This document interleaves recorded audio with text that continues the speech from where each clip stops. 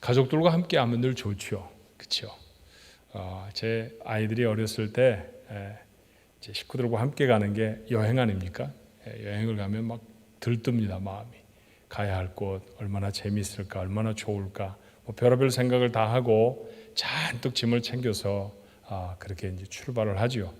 근데 출발해서 여행지에 도착하면 한 2, 3일 만에 꿈이 다 깨져버리는 거예요. 아이들을 돌보고 그 아이들을 그 투정 부리는 거 다 받아주고, 뭐 어렸을 적이니까 할 수 없죠. 그러면 그 다음에 소망이 생겨요. 집에 빨리 갔으면 좋겠다. 집에 오면 얼마나 좋든지. 혹시 비슷한 경험을 여러분 가정에서 하고 계시는 건 아닌지 모르겠습니다. 재택근무한다고 남편도 집에 있고 아이들도 집에 있습니다. 학교도 가지 않고요. 식구들이 오랜만에 오게 모이니까 참 좋다. 처음 애들 다 그러셨어요. 요즘은 전화를 해서 좋으시죠? 이러면 네 이러시는데 젊은 아이들 하는 말로만 하면 영혼이 없는 대답 같은 그런 느낌이 좀 듭니다. 힘이 들 거예요. 종일 가족들이 북적북적 되다 보니까 주부가 할 일이 많아졌죠. 그래서 어떤 집에서 주부가, 엄마, 아내가 식구들에게 도움을 요청을 합니다. 아들은 뭐 해줄 거야? 엄마가 너무 힘들어. 그랬더니 아들이 선뜻 대답합니다. 엄마, 내가 베큐문 할게요. 내가 청소는 다 할 테니까 엄마는 신경 쓰지 마세요. 고마운 일이죠. 자, 딸은 그랬더니요. 딸은 또 선뜻 나서서 내가 하루 종일은 할 수 없어도 저녁에 모아놓은 설거지는 내가 다 할 테니까 엄마 걱정하지 말아요. 이제는 남편 차례입니다. 남편을 지그시 바라보았더니 남편의 입에서 나오는 대답이 이런 거였어요. 그럼 난 가만히 있을게. 아니 이게 뭔 소리랍니까? 가만히 있겠다니요. 그래서 식구들이 다 뜨악해서 쳐다보았습니다. 그랬더니 남편이 그 어색한 분위기를 깨닫고 답을 이렇게 내놨어요. 전에 당신이 그랬잖아. 난 가만히 있는 게 도와주는 거라며. 그러니까 가만히 있을게. 이렇게 하면 밉상입니다. 코로나 지나기 전에 어쩌면 가족들의 미움 때문에 마음에 더 큰 상처를 받을지도 몰라요. 자, 하나가 되어져서 식구들이 서로 돕고 협력하고 할 수만 있는 대로 사랑을 실천하는 귀한 가족들이 되시기를 바랍니다. 자, 그나저나 이 답답한 상황은 언제나 끝나겠습니까? 다윗도 아마 같은 심정이었던 모양이에요. 오늘 여러분에게 읽어드린 시편 13편의 말씀은 이렇게 시작하지요. 여호와여, 어느 때까지니까 나를 영원히 잊으시나이까? 주의 얼굴을 나에게서 어느 때까지 숨기시겠나이까? 길지도 않은 6절의 시편입니다. 그런데 이곳에서 다윗은 4차례나 어느 때까지니까? How long, O Lord? 도대체 얼마나 더 참아야 합니까? 얼마나 더 이 고난의 시간이 길게 지나가겠습니까? 그렇게 외치고 있어요. 고통은 그 고통이 담고 있는 여러 가지 요소들 때문에 사람을 매우 힘들게 하죠. 그런데 고통이 정말 더 힘들어지는 것은 알 수가 없는 그 고통의 길이 때문입니다. 요셉은 17살에 외국에 노예로 팔려갔죠. 이집트 장군의 집에서 종살이로 삶을 시작합니다. 그러다 누명을 쓰고 감옥에 갇히기도 했습니다. 풀려날 기약이 없는 감옥이었습니다. 정치범들을 잔뜩 수용해 놓고 그곳에서 죽어나가는 사람이 부지기수인 그런 감옥이었죠. 그곳에서 10대 후반부와 20대 전부를 보냈던 요셉. 가장 고통스러웠던 건 무엇이었을까요? 척박한 잠자리였을까요? 아니면 그가 먹고 싶은 음식을 먹지 못하는 그런 답답함이었겠습니까? 나는 언제나 풀려날 수 있을까? 기약이 없는 갇힘. 이것이 아마 요셉을 가장 고통스럽게 하지 않았을까 싶습니다. 우리가 아는 대로 그는 13년 만에 이집트의 총리 대신이 됩니다. 그의 인생 전체로 보아서 13년, 길지 않은 세월이라 생각할 수도 있죠. 하지만 언제 끝날지 모르는 고난의 시간이 13년이 계속된다고 하면 그것은 요셉에게 있어서 130년의 방불한 시간이 아니었을까요? 다윗은 골리앗을 물리친 후에 잠시 왕의 신하가 되었습니다. 왕의 식탁에서 왕의 가족으로 왕이 먹는 사내 진미의 음식을 먹을 수 있었죠. 그러나 그 세월은 별로 길지 않았던 것처럼 보여요. 곧 사울의 핍박이 시작되어졌고, 성경은 정확하게 그 기간이 얼마나 되는지 말하지 않지만 추정해 보건대 약 10여 년 동안 그런 광야로 외국으로 떠돌아다니며 별 고생을 다 해야 했습니다. 시편 13편을 쓸 때에는 아마도 죽을 것 같았던 것 같아요. 그가 닥쳐오는 고난 때문에 죽을 것 같았던지 아니면 몸에 병을 얻었던지는 알 수 없지만 그는 3절에 이렇게 토로합니다. 여호와 내 하나님이여 나를 생각하사 응답하시고 나의 눈을 밝히소서. 두렵건대 내가 사망의 잠을 잘까 하오며. 시어로 기록되어 있습니다만 우리가 평범하게 하는 말로 바꾸어 말하면 하나님 도와주세요. 죽을 것 같아요. 라는 말에 다름이 아니었을 겁니다. 도대체 다윗에게 이 고난은 언제나 끝이 날까요? 초대 기독교 공동체는 로마 황제였던 네로 이후에 250여 년을 극심한 박해를 당해야 했습니다. 원형 경기장에서 맹수들의 밥으로 던져지기도 했고요. 십자가에 달려 죽기도 했습니다. 십자가에 그저 달아매 놓는 것만으로 부족해서 십자가에 매달고 화형을 시켰던 적도 있었습니다. 어떤 역사가는 기록하기를 로마로 들어가는 가도는 기독교인들의 시신이 밝히는 빛으로 환하게 밝혀졌다라는 기록을 남기기도 했어요. 무덤에 숨어서 예배를 드려야 했습니다. 아예 땅에 굴을 파고 그곳에 평생을 살았던 사람들도 있습니다. 지금도 소아시아 터키의 중심부에 있는 데린큐라고 하는 곳에 가면 그들이 한 2만 명 정도 모여서 살았던 공동 거주지가 그대로 존재하고 있죠. 도대체 이 핍박은 언제 끝날까요? 언제나 자유롭게 예배할 수 있겠습니까? 지난주에 연세가 많은 권사님 한 분이 제게 전화를 주셨습니다. 그분이 조심스럽게 제게 이렇게 물어오셨어요. 목사님, 8월에는 교회에 갈 수 있나요? 왈칵 눈물이 날 뻔했습니다. 좋은 답을 드릴 수가 없었어요. 예, 물론이죠. 8월에는 권사님 얼굴을 교회에서 뵐 수 있습니다. 그렇게 답했으면 얼마나 좋았겠습니까? 그런데 저는 그렇게 답하지 못했답니다. 사실 저는 언제쯤 우리 식구들이 다 같이 전처럼 예배당에 함께 모여서 예배할 수 있을지 잘 모릅니다. 저는 우리 교회 교인들이 세상의 어떤 사람들보다 잘생기고 예쁜 사람들이라고 철석같이 믿는 사람인데 그 얼굴의 절반쯤을 마스크로 가리고 다니니 언제쯤 이걸 벗어붙이고 그 예쁘고 그 아름다운 얼굴들을 볼 수 있을지 전 잘 모릅니다. 언제쯤 교회당에 모일 수 있을까요? 언제나 백신이 만들어질 수 있을까요? 언제쯤 가게 문을 다시 열 수 있을까요? 여러분은 답을 알고 계십니까? 우리의 입술에도 우리의 마음에도 다윗의 외침처럼 어느 때까지니까 질문하게 되지 않나요? 처음에는 언제나 공원에 다시 갈 수 있는 거야? 언제쯤 내가 쇼핑을 갈 수 있지? 그런 질문이었습니다. 그런데 이제는 이런 불확실성 때문에 두려운 게 아닙니다. 이제는 생존의 문제입니다. 정말 어느 때까지 이 고난이 계속될까요? 눈을 감고 기도하면 다윗의 기도가 절로 나오지 않습니까? 여호와여, 어느 때까지니까? 그런데 사실 우리는 이런 질문을 코로나 이전에도 늘 입에 달고 살았던 삶이었습니다. 깊은 병에 수십 년 고통스러운 시간을 지나가는 사람이 있습니다. 어느 때나 나올 수 있을까요?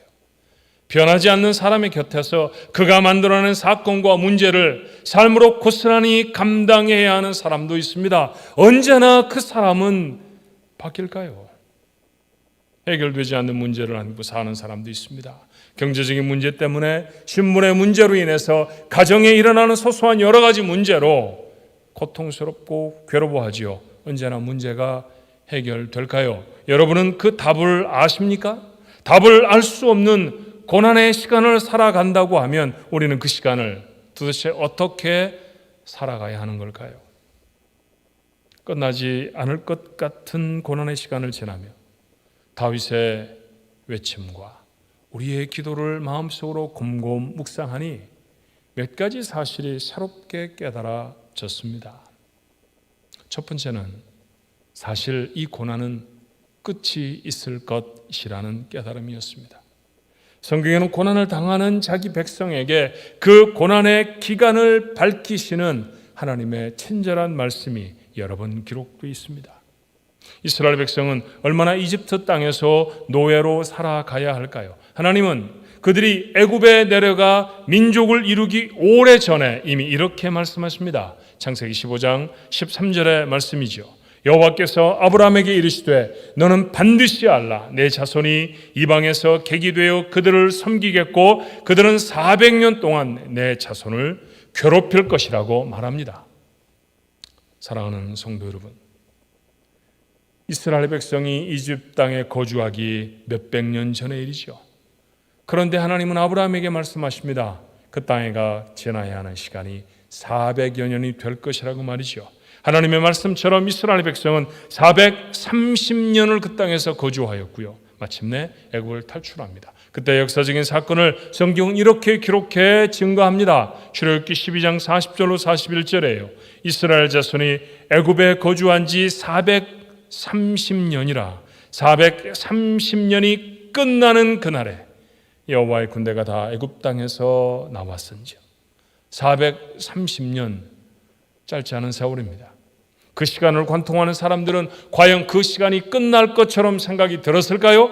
아무도 그렇게 생각하지 않았을 것입니다. 끝나지 않을 것 같았던 고통의 시간입니다. 그런데 여러분 어떻습니까? 끝이 있었습니다. 유다는 바벨론의 침략을 당해 망해버렸죠. 집과 왕궁은 불타버리고 심지어 성전도 무너져 버렸습니다. 귀족들과 똑똑한 젊은이들은 모두 다 포로로 바벨론에 잡혀가고 말았습니다. 이 나라에 희망은 있을까요? 마음까지 무너져버린 백성들에게 예레미야는 이렇게 하나님의 말씀을 전합니다. 예레미야서 29장 10절에 여호와께서 이와 같이 말씀하시느니라. 바벨론에서 70년이 차면 내가 너희를 돌보고 나의 선한 말을 너희에게 성취하여 너희를 이곳으로 돌아오게 하리라. 그리고 약속대로 그들은 정확하게 70년 만에 자신들의 고향으로 돌아옵니다. 고난에는 끝이 있습니다. 끝이 없을 것 같은 고난에 사로잡혀서 그 기간을 지나가고 있다고 해도 곰곰 다시 묵상해 보면 하나님의 계획 가운데 그 고난의 끝이 있음을 기억해야 합니다. 물론 기간을 정해주지 않은 고난도 있죠. 요셉은 그의 고난이 13년 만에 끝날 줄 꿈에도 몰랐습니다. 그러니 그 하루하루가 지옥 같았을 것입니다. 하지만 요셉만 몰랐을 뿐이지 하나님이 계획하신 그 끝이 없는 그 계획에 하나님의 계획 속에는 끝이 없는 그런 고난이 아니었다는 것이죠. 다윗도 얼마나 고통스러운 시간을 지날지 알지를 못했습니다. 그러나 하나님은 10여 년 만에 약속대로 그를 이스라엘의 왕으로 세우십니다. 언제 박해가 끝날지, 언제 병이 나을지, 언제 문제가 해결이 될지 우리는 모를 수 있습니다. 하지만 성경이 우리에게 선언하는 바는 명확하지 않습니까? 끝이 있을 것입니다. 우리는 이 진리를 하나님의 말씀을 통해서 확인하고요.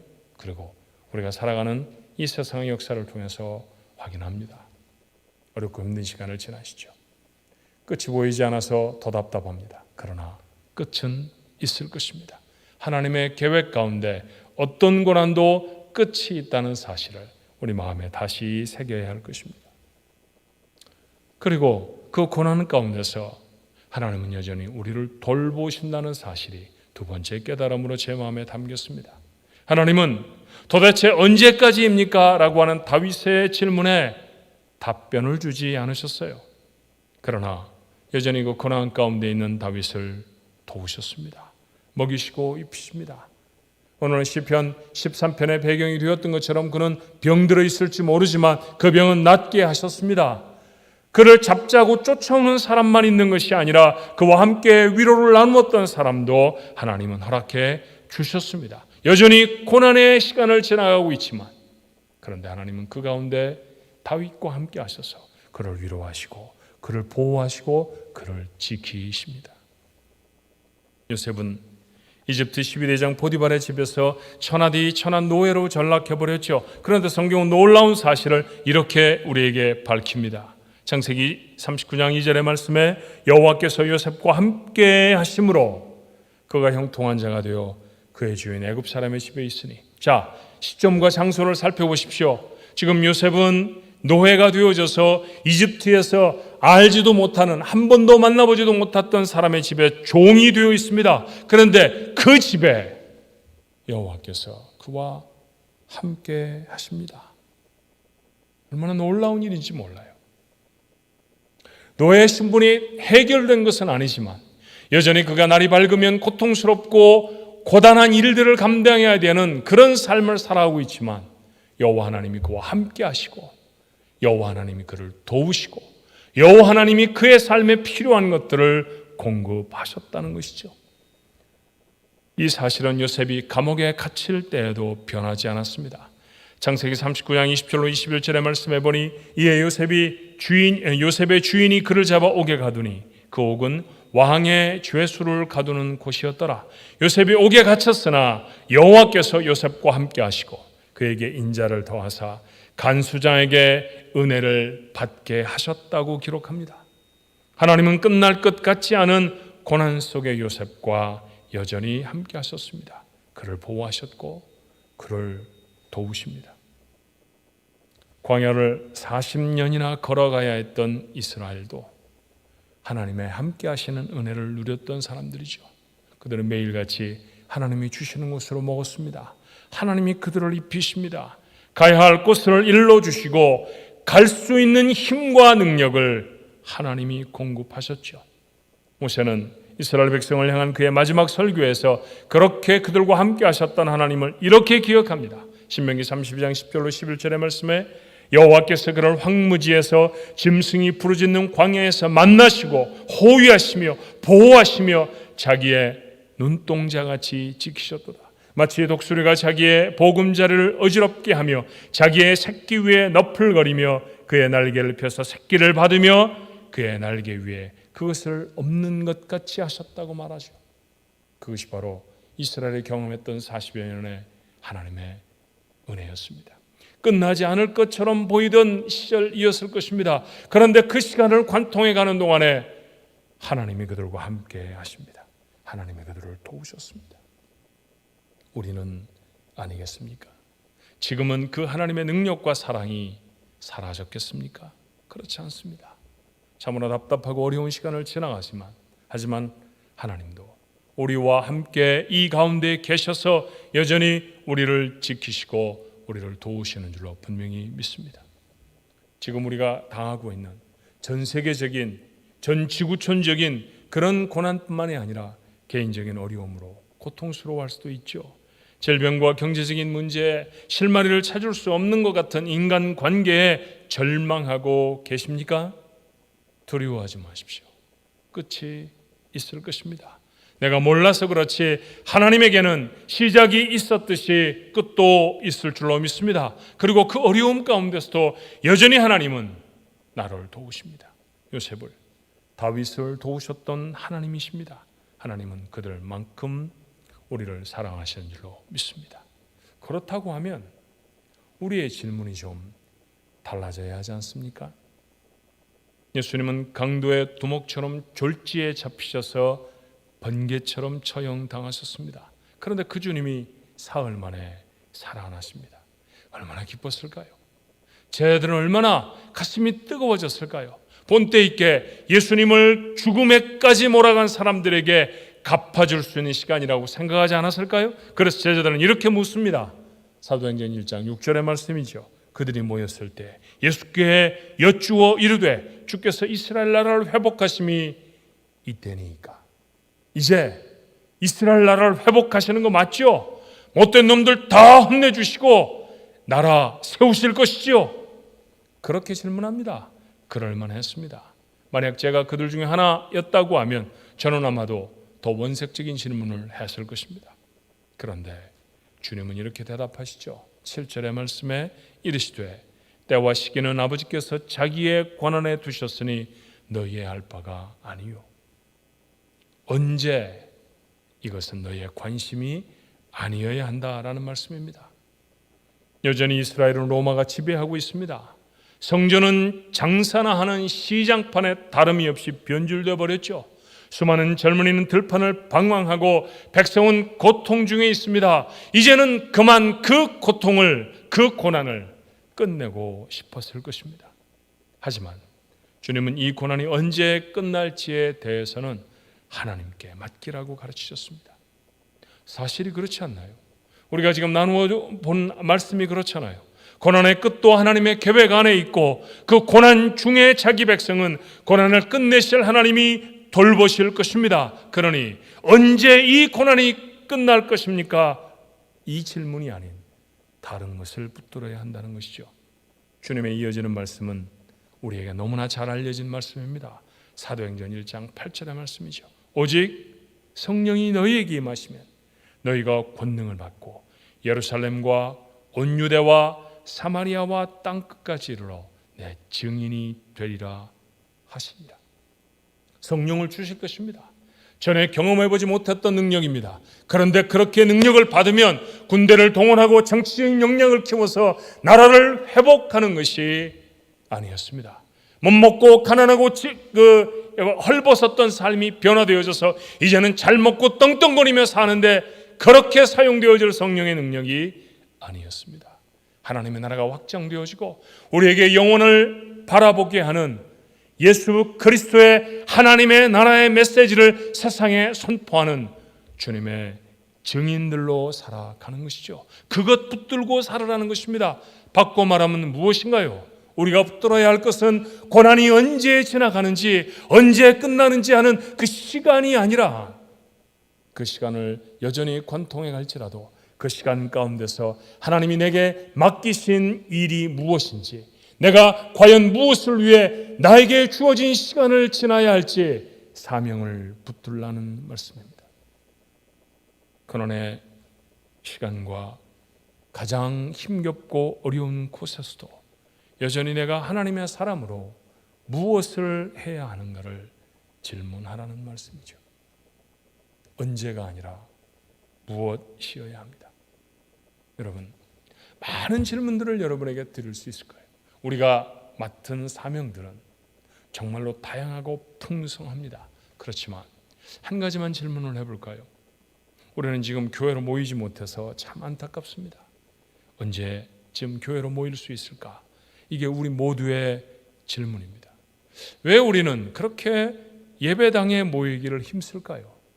사람을 만나기 위해서입니까? 음식을 나누기 위해서인가요? 예배당이 이 세상에 존재하는 어떤 건물보다도 멋지고 쾌적한 곳이라 그렇습니까? 그렇지 않습니다. 이곳에 우리가 모이기를 간절히 사모하는 이유는 이곳에서 우리 하나님을 예배하기 위해서입니다. 예배는 우리의 삶의 가장 중요한 가치이기 때문입니다. 예배할 수 없다고 하면 죽은 것과 다름이 없습니다. 그렇다고 하면 말이에요, 구원받지 못해서 이 소중한 예배를 모르고 사는 사람들에게 예배할 하나님은 전하고 계십니까?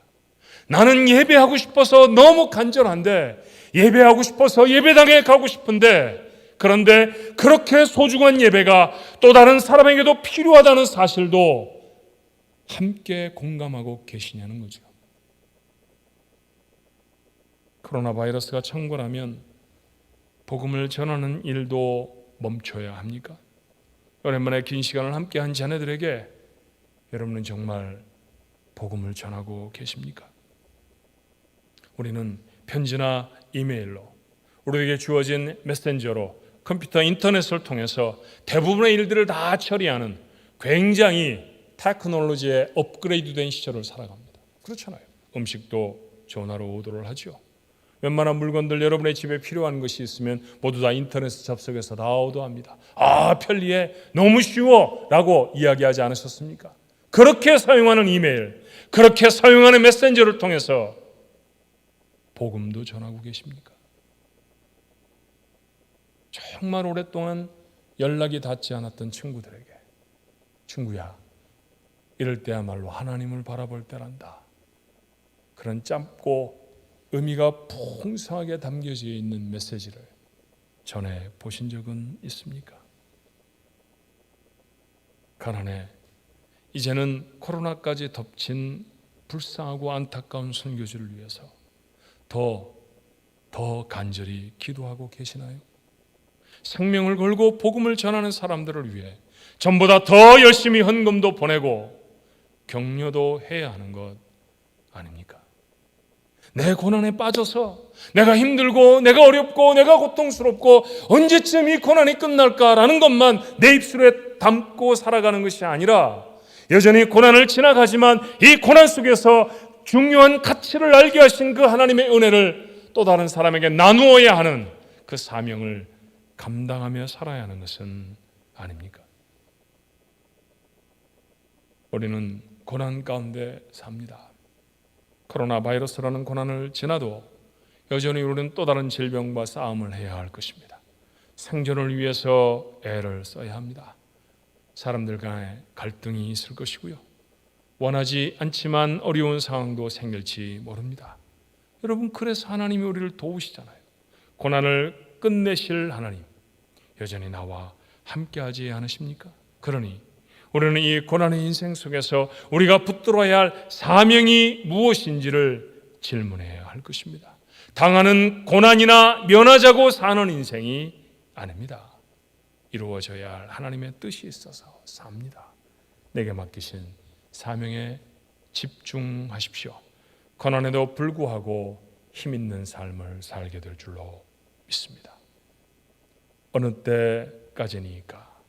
라고 하는 탄식으로 시작했던 다윗의 기도는 다짐과 찬양으로 맞춰지죠. 오늘 시편 13편 5절과 6절의 말씀은 이렇습니다. 나는 오직 주의 사랑을 의지하여 싸우니 나의 마음은 주의 구원을 기뻐하리이다. 내가 여호와를 찬송하리니 이는 주께서 내게 은덕을 베푸심이로다.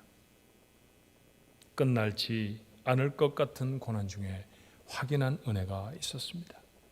이 고난은 반드시 끝날 것입니다.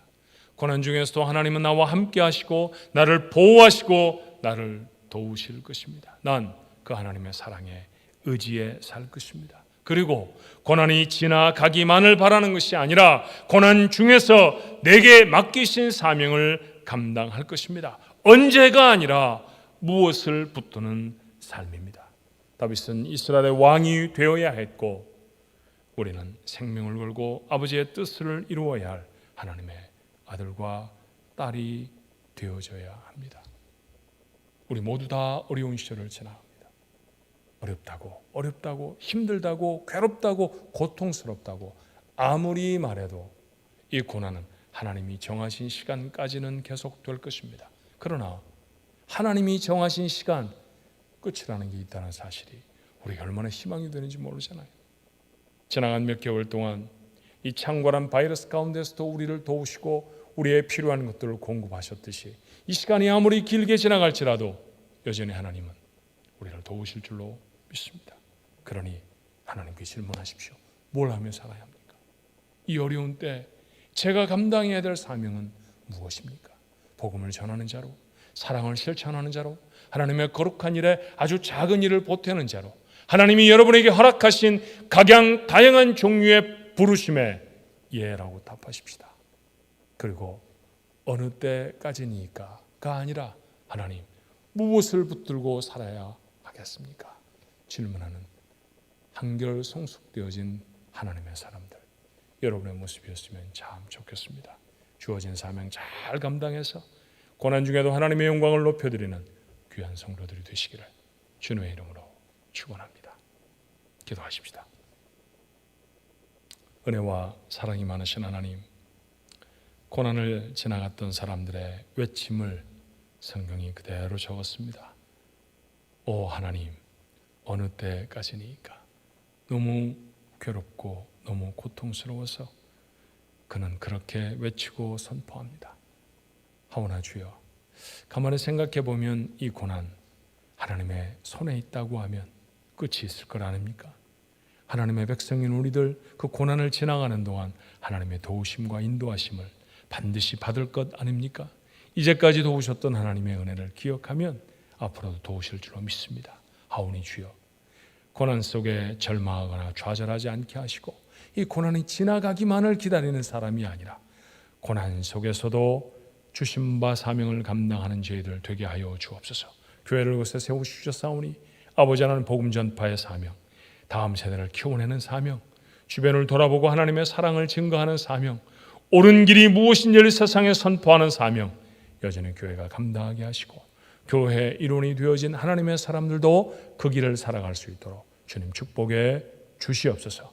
곁에 귀한 사람들을 세우셔서 함께 살아가게 하셨는데 바쁘고 분주할 때에는 보이지 아니하다가 최근에는 참 많이 보이는 시간을 살아갑니다. 깊이 사랑할 수 있도록 도와주옵소서. 아내를 깊이 사랑하는 남편들, 남편을 깊이 존경하고 귀하게 여기는 아내들, 부모님을 사랑하고 존중하는 자녀들, 그리고 자녀를 귀하게 하나님 앞에 세우기를 눈물을 뿌려 기도하는 부모들이 되게 하여 주시옵소서. 성도들이 함께 모이지 못하여서 보고 싶어하고 전화로 하면 애끓는 마음들을 전하며 그렇게 보고 싶어 그리워하며 살아가고 있사옵나이다. 아버지 하나님, 우리의 허물에도 불구하고 우리를 거룩한 영적 가족들로 삼아주셨사오니 함께하게 하신 거룩한 믿음의 공동체, 서로서로 친하게 살아가게 하시고 비록 제한된 가운데서라도 우리에게 맡겨주신 사명을 잘 감당하는 하나님의 사람들 되어지도록 은혜를 더하여 주시옵소서.